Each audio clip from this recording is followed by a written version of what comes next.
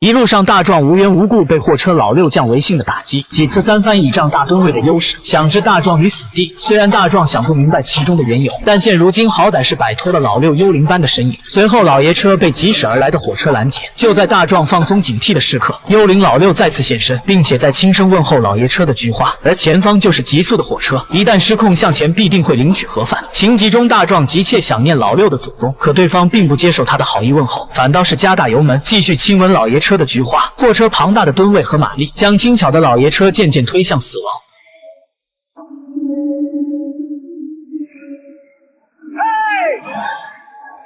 眼看大壮就要见到上帝，幸好火车这时已经全部通过，大壮马上放下手刹，一脚地板油给老六让道。可货车老六便像一切都没发生过一样，而大壮看着远去的老六，却是满脑子问号：为什么这个陌生人上一秒还在生死相逼，下一秒就悠哉悠哉的离开了，远离老六的威慑？大壮在公路旁遇上抛锚的校车，热心肠的他愿意帮助他们推车，可这无疑是小马推大车不自量力，结果没帮上忙不说，老爷车的保险杠还卡在校车上，一瞬间小丑竟然变成了自己。就在他尴尬无语时，幽灵老六想念玩弄在鼓掌之间的玩物，竟然折返回来寻找他。当大壮看到老六时，整个人被吓得亚麻呆住。见到货车缓缓向自己靠近，大壮就更加的疯狂了，强行将老爷车与校车分离，然后不顾一切的开车逃离。离开后的大壮通过后视镜看到，货车老六却好心的代替他将校车推出隧道。可眼下他没时间过多思考，正好趁这个时机彻底甩开他。很快，大壮就赶到了临时服务区，准备通过公用电话向警方报案。可货车老六果真如幽灵一般的存在，看样这一次他是真的要置大壮于死地。